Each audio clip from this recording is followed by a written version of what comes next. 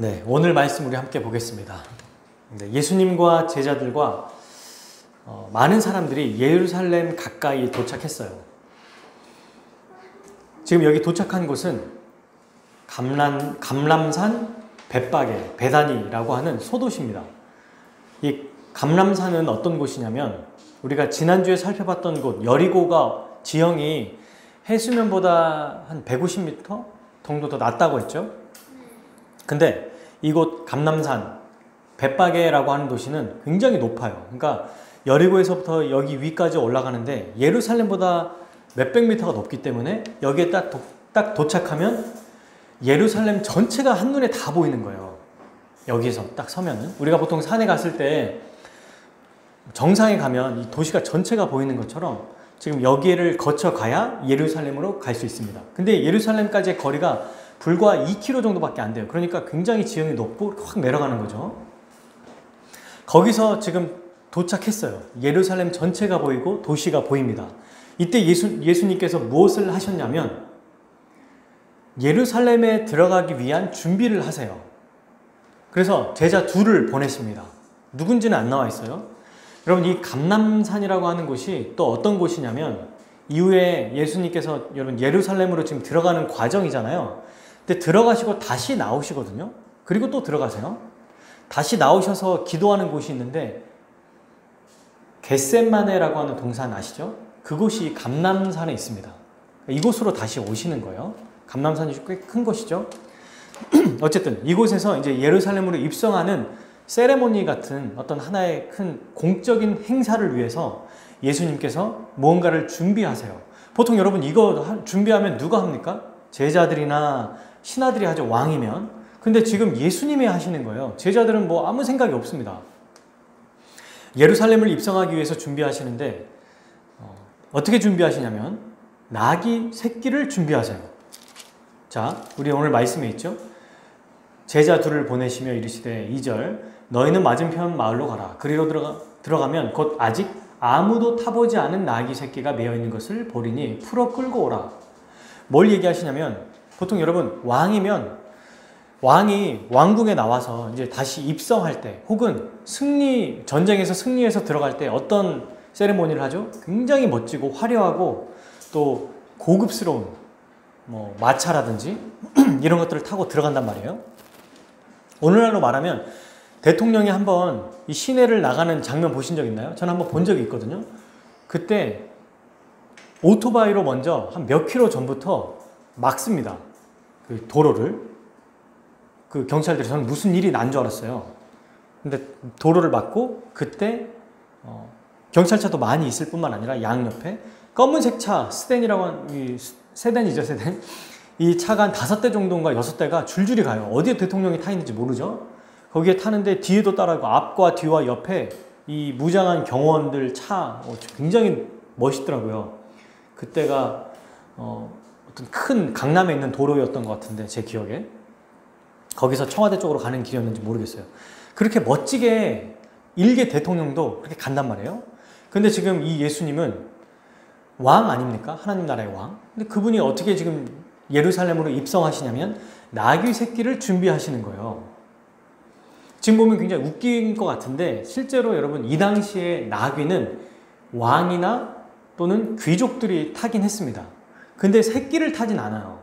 굉장히 좀 특이하죠. 나귀 새끼 한 번도 안 탔던 아무도 안 했던 나귀는 보통 어디에 쓰이냐면 당나귀는 짐을 실을 때 쓰이거든요.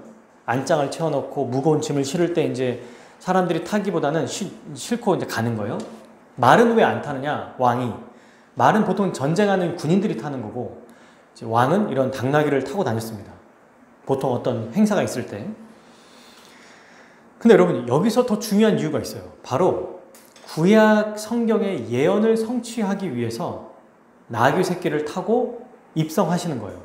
독특하죠. 우리는 이 구절을 읽으면 웃기다. 뭐야 나귀 새끼를 타고 왜 들어가? 굉장히 뭔가 코미디 같은 장면으로 생각하는데 성경을 잘 알고 있었던 이 당시에 유대인들은 잘 알았습니다. 나귀 새끼를 타고 들어오는 걸 보고 깨달았어요. 그게 어떤 거냐면 우리 말씀을 한번 찾아볼게요. 구약 성경 말라기 바로 앞에 있는 스가랴 말씀입니다.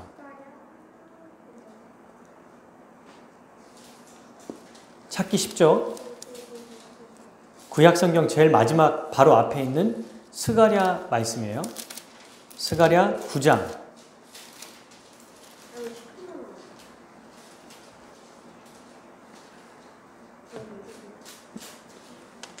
9절에서 10절 한번 읽어보겠습니다. 시작. 시온에 따라 크게 기뻐할지어다. 예루살렘에 따라 즐거이 부를지어다.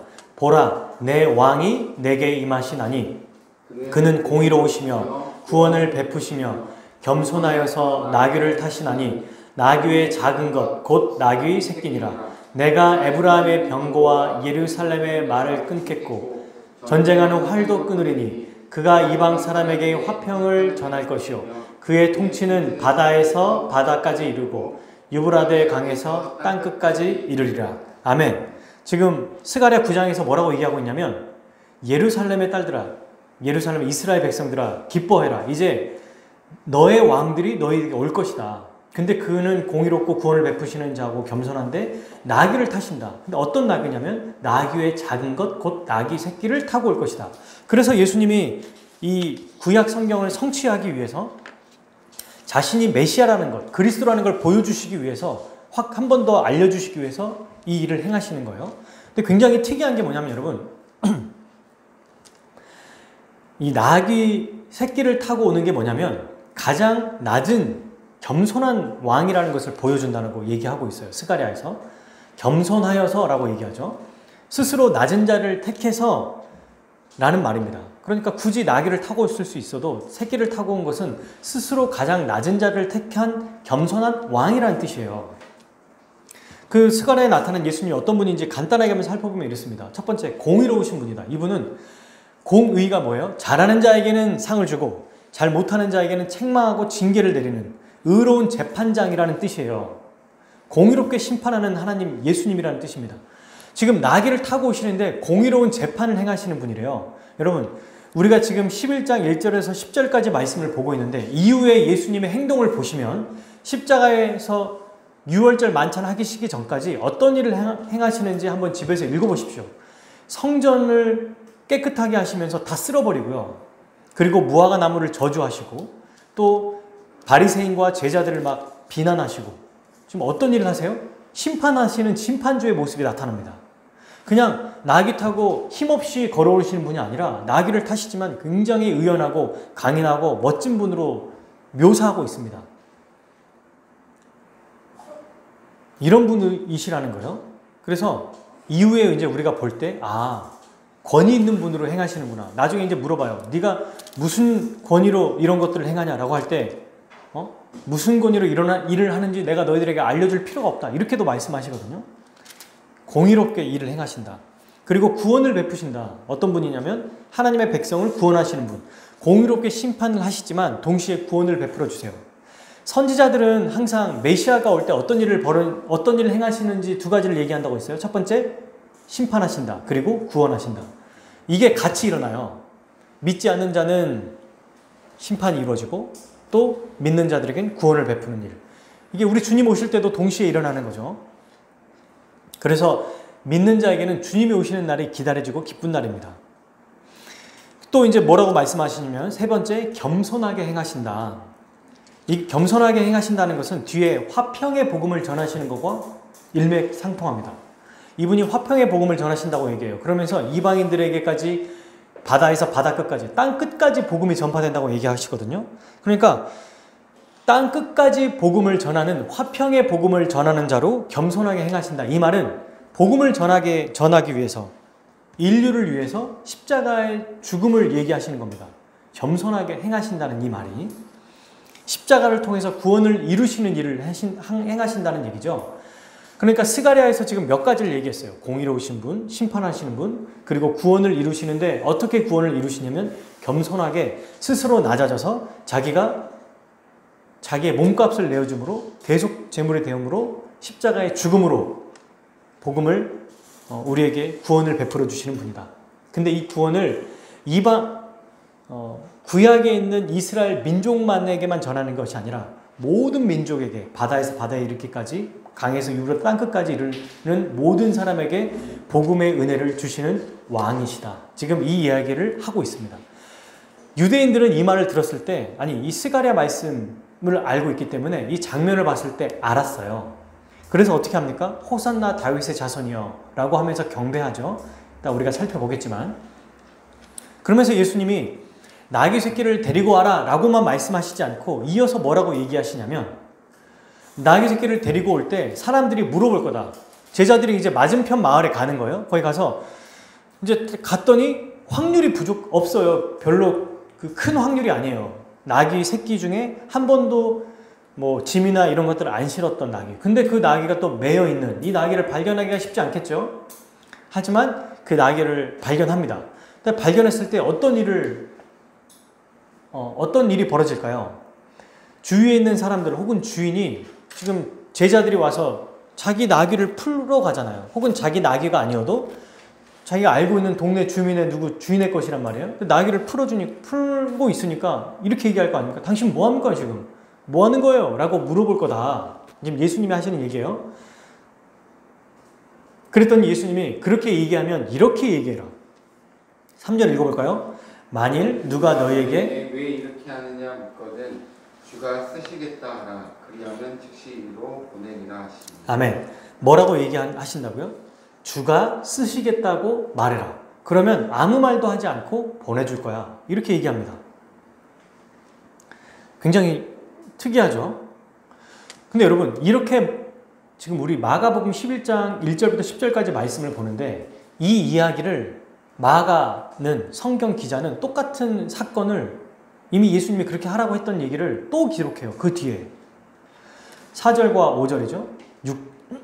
6절 제자들이 가서 본즉 나귀 새끼가 문 앞에 거리에 매여 있는지라. 그것을 푸니 거기 서 있는 사람 중 어떤 이들이 이르되 나귀 새끼를 풀어 무엇 하려느냐 하매 제자들이 예수께서 이르신 대로 말하는데 이에 허락하는지라. 2절, 3절, 4절, 5절, 6절. 그죠? 벌써 지금 성경 절반 이상을 차지해요. 이 사건이. 한 번만 얘기하면 되는데, 그래서 보통 이렇게 되면 되잖아요. 즉시 이리로 보내라 하시니 4절 제자들이 그렇게 했더니 그렇게 된지라 이러면 되는데, 이걸 또 반복한다는 말이에요. 이 사건을. 그게 지금 왜 돼 있냐면, 여기서 중요한 얘기는 바로 3절에 주가 쓰시겠다라고 하는 이 말씀이 중요한 겁니다. 주. 그러니까 나귀 새끼를 타고 오실 예수님이 어떤 분이냐면 바로 주님이다라는 뜻이에요. 주님이라는 뜻은 여러분 아시죠? 주, 모든 만물의 창조자, 다스리는 분, 자기 뜻대로 행하시는 분이다. 그러니까 왕으로 통치하는 분이고 모든 백성의 주인인 거예요. 그렇기 때문에 나귀 새끼를 준비할 때도 권위 있게 말씀하시는 거죠. 주가 쓰시겠다. 이렇게 딱 말하면 순순히 내어준다는 거예요. 여러분, 왕의 징발이라는 거 혹시 들어보신 적 있나요? 이 징발이 뭐냐면 전시 상황이나 특별한 상황에 왕이 그냥 이거 내가 가져가겠다 그러면 가져가는 거예요. 그걸 징발이라고 하거든요. 왜냐하면 그 나라의 왕이니까.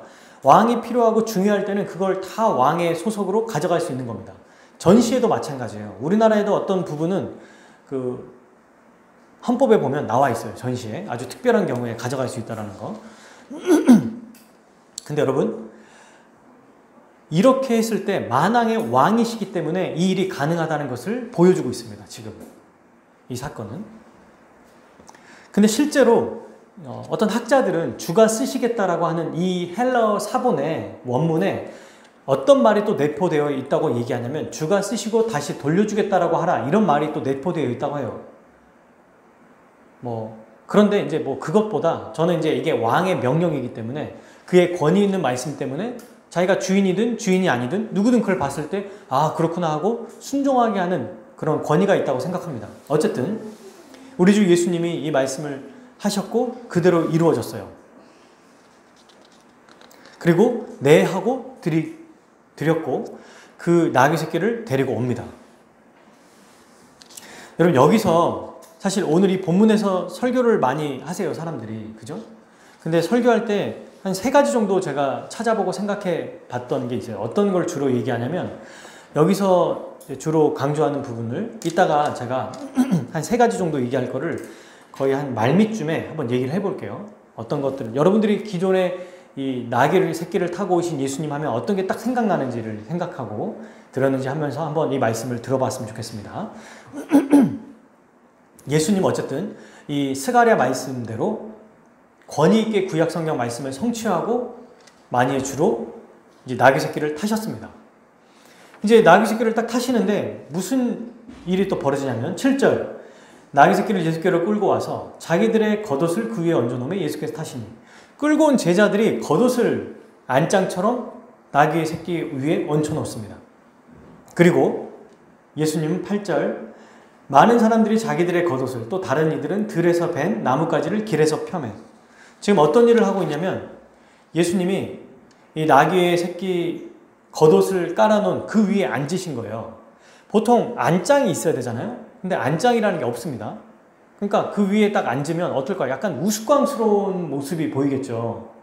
왜냐면 옷이 예쁜 옷도 아니고 막 그냥 겉옷들 이렇게 덮여져 있고 거기에 나귀 새끼를 딱 앉아있어. 어른이.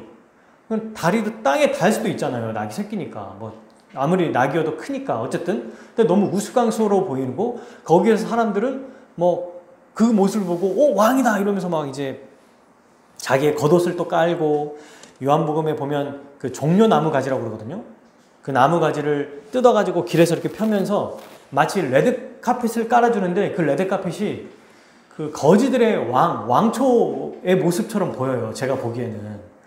굉장히 멋진 군인들이 옆에서 막 양옆에 있고 그 다음에 꽃가루를 뿌리고 그 넓은 그 대로 길에서 개선문을 향하는 들어가는 나폴레옹과 같이 막 그렇게 들어가는 게 아니라 그냥 별 볼 일 없는 사람들과 함께 별 볼 일 없는 사람들 사이에 지나가요.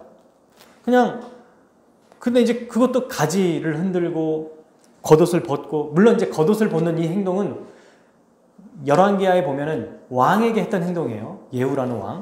그리고 종려나무 가지는 승리를 상징합니다. 그래서 귀족들이나 영웅을 환영할 때 그렇게 해요.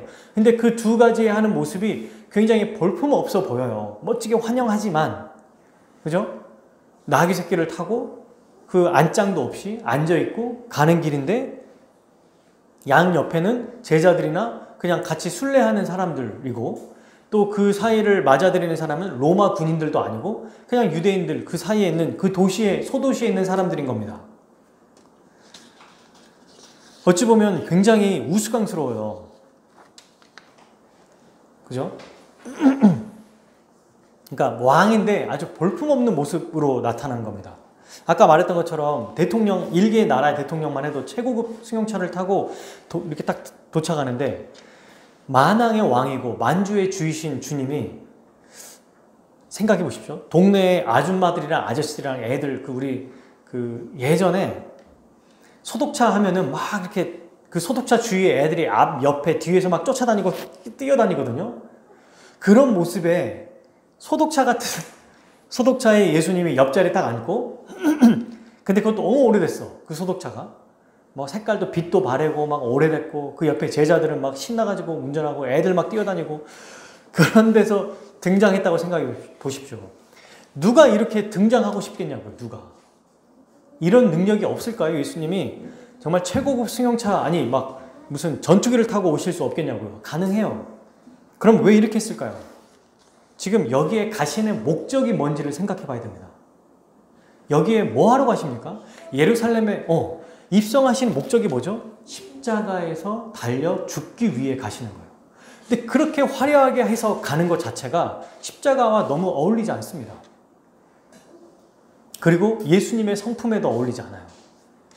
예수님은 모든 사람을 정말 위해서 십자가를 지신 거죠. 그런 모습으로 지금 가고 있어요. 죽음의 장소로 가시는 거예요. 지금 이 모습이. 근데 이 죽음의 장소로 가시는 이 모습에서 사람들이 어떻게 반응합니까? 8절, 9절 두 번 반복하죠. 여기서도 9절, 10절 찬송하리로다 주의 이름으로 오시는 이여 뭐 찬송하리로다 우리 조선 다윗의 나라여 가장 높은 곳에 호산나리라. 이때 이 사람들이 막 기뻐서 승리하며 외치는데 이게 뭐냐면 쉽게 얘기하면 오늘날로 말하면 이런 얘기입니다. 아 다윗의 나라가 이제 오는구나. 호산나는 우리를 구원하소서 이 뜻이거든요. 우리를 구원해 주십시오. 다윗의 나라가 옵니다. 이렇게 막 할 때 어떤 지금 마음에 감동해서 막 소리치고 있냐면 마치 우리 2002년 월드컵 할 때 막 대한민국 외친 것처럼 아 이제 로마 시대가 끝났구나. 로마의 황제가 이제는 나가 떨어지는구나. 이제 이 지배에서 우리가 벗어나는구나. 이 정치 군사적인 메시아를 기다렸던 거예요. 너무나 기다렸습니다. 그 모습이 어떻든지 간에 나귀 새끼를 타고 오니까 아 진짜 이제는 끝났구나. 이제는 정말 우리가 여기서 벗어나는구나. 거기서 열렬히 환호했어요. 근데 그들이 뭐 어떻게 반응했느냐에 상관없이 우리 주 예수님은 영광 받으시는 장면으로 지금 입성하고 있어요. 그들이 뭐 마음에 어떤 마음을 가지고 있는지와 상관없이 아주 영광스럽게 지금 들어가고 계십니다. 근데 이 들어가는 모습이 여러분, 저는 이 장면을 보면서 뭔가 군인들이 승리해서 들어가는 장면이 아니고 영웅적인 모습이 아니라 어떤 모습이냐면 전쟁에 그 나라가 다 사로잡혀 있어요. 근데 그 중에 이제 한 명만 나와라. 내가 그놈 죽이고 너희들 다 살려주겠다라고 할 때 그때 모든 것들을 다 짊어지고 가는 그 왕의 모습이 그려집니다. 오히려. 그러니까 뭐 동네든 아니면 도시든 이장 마을이든 가장 책임감 있는 어른 또는 그 불가피하게 아주 이 악한 사람들이 와서 다 사람들을 묶어놓고 때려 죽이기 전에 한 명만 내가 죽이겠다. 그놈 앞으로 나와. 그럴 때 딱 의연하게 나오는 모습으로 보여요. 도살장에 끌려가는 어린 양의 모습입니다. 이게. 근데 그 어린 양이 어떻게 끌려가냐면 질질 끌려가는 게 아니라 스스로 도살장에 걸어가는 거예요. 어린 양 예수가. 마지못해 끌려가는 게 아니라 순순히 그 길을 스스로 가는 양이라는 겁니다. 이 장면이 저는 생각이 났어요. 왜 예루살렘을 향해 갔어요? 섬김의 종으로 섬기려고 자기의 몸을 내어주려고 예루살렘으로 나아갔습니다. 그런데 이때 어떻게 화려하게 나아갈 수 있겠어요? 예수님의 성품에도 맞지 않지만 그가 어떻게 죽을 건지 어떤 모습으로 예루살렘에서 행할 건지를 보여줘요. 이 나귀 새끼를 타고 가는 것. 가장 낮은 자리에서 모든 사람을 위해서 죽는 그 모습을 정말 아주 드라마틱하게 보여주는 장면입니다. 사람들, 거지들, 뭐 불쌍한 사람들, 연약한 사람들, 별 볼 일 없는 사람들 틈에서 그들 사이에서 가고 있잖아요, 지금.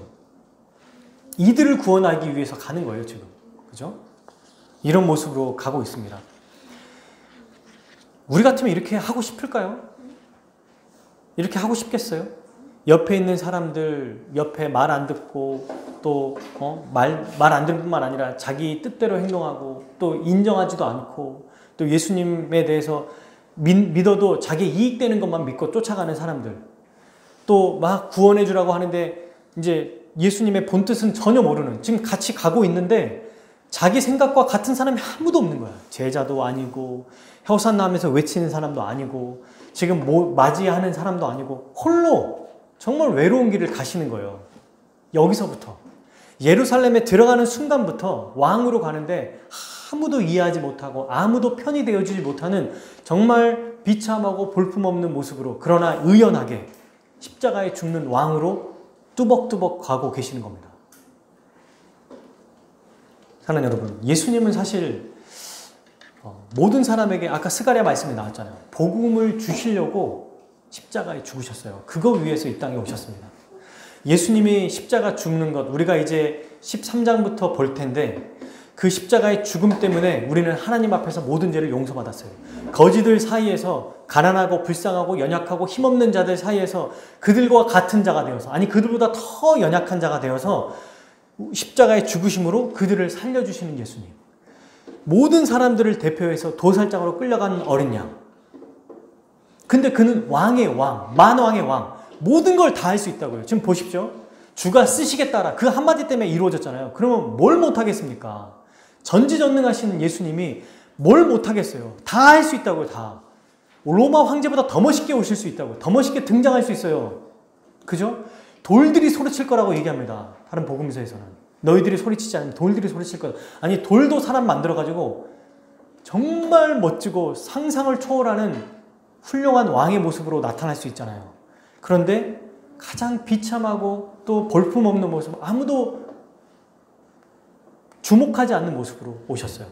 자기의 왕권을 단 하나도 사용하지 않았습니다. 왜요? 그 왕권을 왜 사용하지 않았죠? 죽을 때까지? 우리의 구원을 위해서. 끝까지 모진 고통과 모욕과 볼품없는 비참함을, 겸손한 자리를 끝까지 유지하셨어요. 그리고 다 이루어 주셨습니다. 다 이루셔서 우리에게 복음의 은혜를 베풀어 주셨어요. 에베소서 2장 16절에서 이렇게 얘기합니다. 십자가로 이 둘을 한 몸으로 하나님과 화목하게 하시며 원수된 것을 십자가로 소멸하시고 17절 또 오셔서 기억나시나요? 먼 데 있는 너희에게 평안을 전하시고 가까이 있는 자들에게 평안을 전하셨으니 결국 십자가 복음, 이 복음을 모든 사람에게 전하기 위해서 복음의 은혜를 주시기 위해 우리 주님은 다 이루신 겁니다. 여기서부터 시작되는 거예요. 예루살렘에 입성하는 이 장면부터 주님의 겸손함, 주님이 어떤 일을 하실지를 여기서부터 보여주는 겁니다. 어떻게 죽으실지를 다 보여주시는 거예요. 그리고 가장 낮은 자가 되셨습니다. 뭘로 압니까? 나귀 새끼를 타시는 것부터 보고 알 수 있어요. 왕이신데 가장 낮은 자리를 택하신 거예요. 왕이 누릴 수 있는 권리를 포기하고 지금 그 자리로 나가고 있습니다. 화려하거나 자랑하는 모습이 전혀 없어요. 사랑하는 여러분, 우린 여기서 아주 중요한 것을 알게 되죠. 우리 주님은 우리를 구원하시기 위해 가장 낮은 자리에서 십자가를 지시는구나. 가장 낮은 자리에서. 여러분, 제가 이 설교에 대해서 들어보신 적 있죠라고 말했지 않습니까?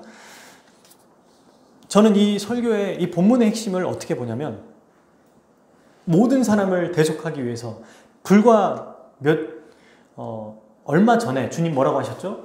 섬김을 받으려 온 것이 아니라 섬기러 왔다. 모든 사람에게 대속물로 나를 내어주기 위해 왔다. 자기를 내어주기 위해서 오신 분이 화려하고 겉모습은 멋지고 이런 것들로 사역하시겠냐고요? 아니죠.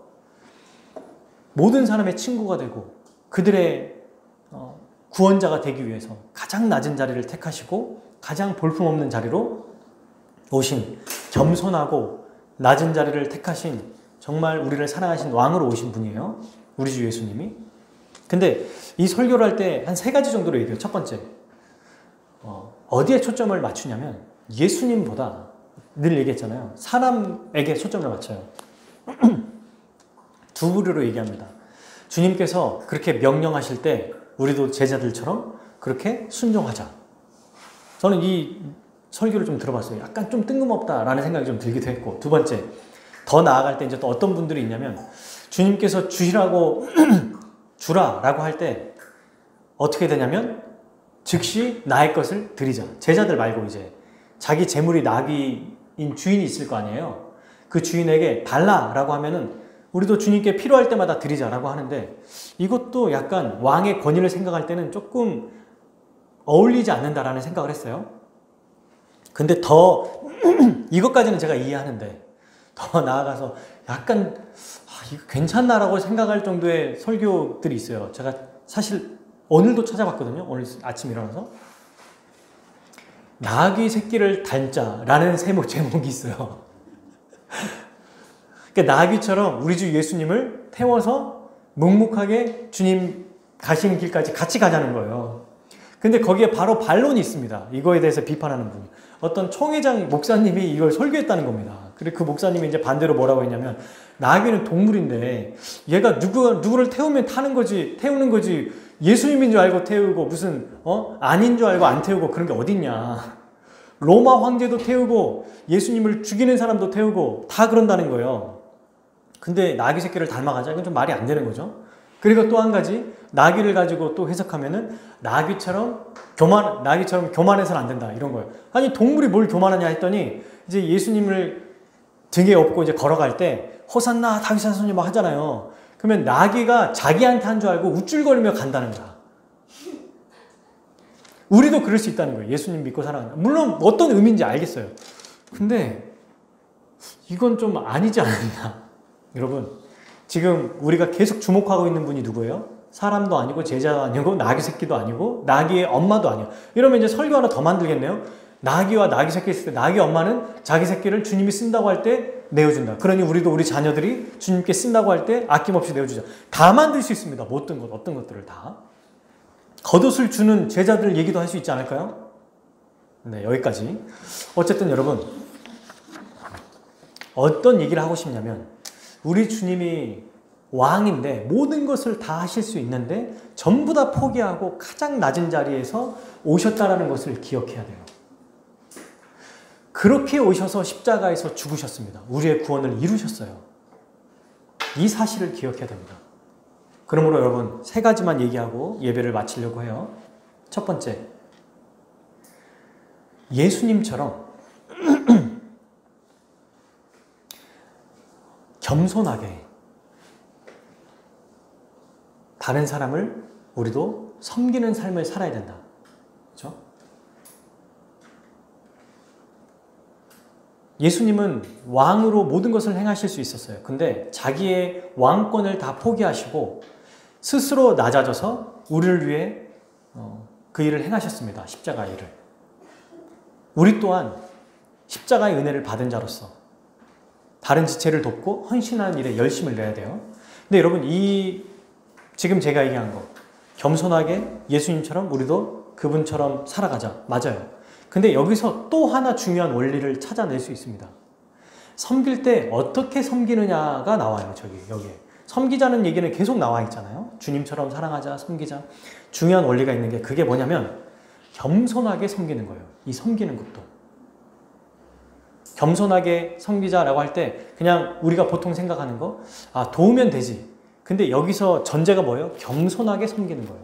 이건 뭐냐면 자기가 한 일을 자랑하거나 뭔가 뻐기거나 교회에서 뭔가 할 때 막 자랑하고 막 뭔가 삐까뻔쩍하게 내세우고 이렇게 해서는 안 된다는 거예요. 우리 주님이 내세우지 않았습니다. 그죠? 알아주라고 막 얘기하고 몇 번 얘기하고 또 안 알아주면 삐치고 이러지 않았어요. 교회에서 우리가 이걸 적용해 보면 자기가 뭔가 큰 일을 하고 뭔가 열심히 하고 체육대회하고 막 섰는데 막 뭐 해줬는데 몰라 자기를. 목회자들 중에도 있어요. 어떤 제가 학교 신대원 다녔을 때 우리 그 성도님이 내가 강도사 내는데 전도사라고 그랬다고 막 굉장히 불같이 화나 있고 내가 목사 안수 받은 지가 언젠데 지금 아직도 나를 전도사라고 그러고 막 이런 사람들이 있단 말이에요. 그러면서 여전히 이 커진 마음, 큰 마음이 있다는 겁니다. 섬긴다고 하면서도 다른 사람을 도울 때 이러면서 내가 좀 도와줄게 이런 원리로 섬기는 게 아니라 누군가 알아주지 않아도 예수님은 누구에게 보여주지도 않았어요. 그냥 자기의 길을 묵묵히 뚜벅뚜벅 걸어가셨죠.